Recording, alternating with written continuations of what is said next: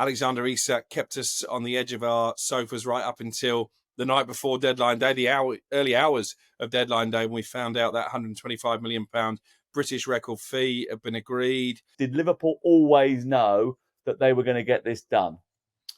I don't know about that because, again, speaking to sources at Anfield as late as Thursday last week, they certainly weren't confident that Alexander Isak would happen. I think they needed Newcastle to get those two forwards in. They did that with a record signing of Nick Voltemade and obviously Wissa coming on deadline day as well. And then they needed Newcastle to reduce their asking price, because I've been saying all the way along they're not going to pay as much as £130 million for Isak. They're certainly not going to pay £150 million, which was the figure Newcastle were quoting much earlier in the summer.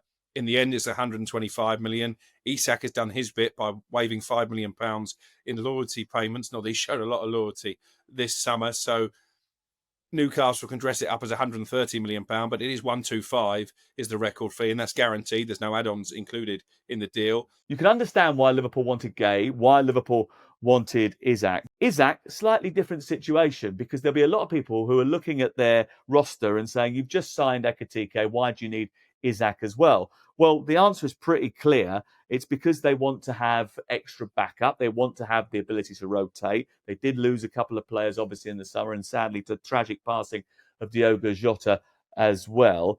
But Ekitike has started really well playing centrally. They're not going to play 4-4-2. I wouldn't have thought so. Not many people do that now, especially because you've two wingers will be Gakpo and Salah, and with all due respect, that doesn't add much protection. If Liverpool have had an issue at the beginning of the season, that's what it's been. They usually play 4-3-3. I can see a scenario where they play two inside forwards, Ekitike and Salah, behind the main striker, Alexander Isak. He tends to drift over to the left anyway, Ekitike. So it's not an unusual position to him, but it does mean a slight adjustment to a role to a player who has started very, very well at Anfield. Yeah, and you can see what the Liverpool fans think of him already. They were singing his name at the end of that 1-0 win that we were at against Arsenal at the weekend. He was dancing along. I spoke to him in the tunnel. He's just been called up by France. All seems very well in his world. But he would have been aware that this Isak deal was likely to happen. I think Virgil van Dijk has known it's likely to happen from when I spoke to him after the Community Shield, and he questioned me when I said they've got plenty of attacking options.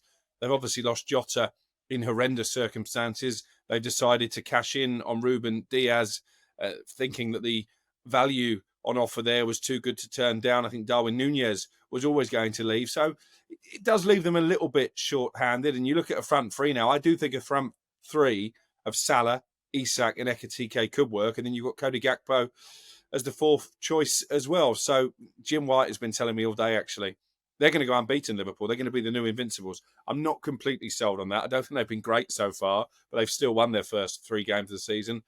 But what I think we can say is at the moment, you've got to make them real favourites to reclaim that Premier League title, because you look at what they've done and what Manchester City have done, for example. I've been much more impressed with Liverpool's signings this window than I have with City's. Newcastle, Wissa and Voltemade. Lee Clark said on talkSPORT Breakfast this morning, with those two, Newcastle are in a better place than they were at the end of last season.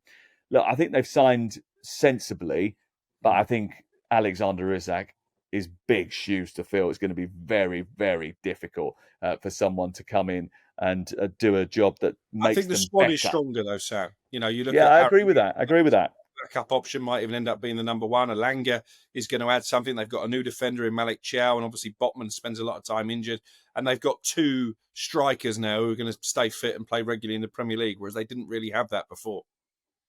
Yeah, I think the fact that both those two are regularly available, quite robust strikers, helps them. I think the system will have to change slightly, because Isak was someone who would run behind. They were brilliant on the counter-attack. They used that speed. Voltemade probably slightly deeper and plays as a sort of almost number 10 figure, really. And obviously there's no room in that current system for a number 10, because they play a 4-3-3, rather attacking system, and you can't disrupt that brilliant physical midfield that they've got.